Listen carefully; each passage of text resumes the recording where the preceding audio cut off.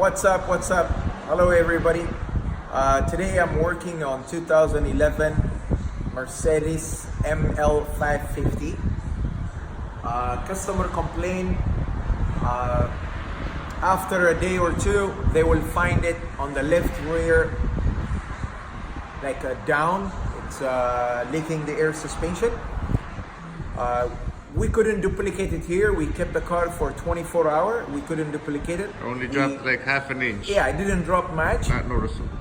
Well, about a half an inch at all corners actually, not that much. We locate the car another place, leave it for a few hours, still the same thing. We remove the airbag. We discover there is a big tear.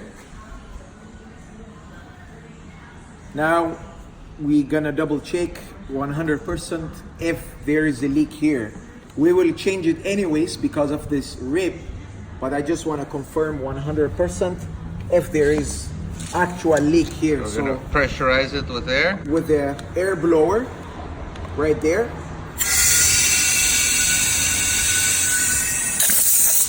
And then we're gonna spray where we suspect the tear. Yeah, you see it bubbling up? And there you go. Right there.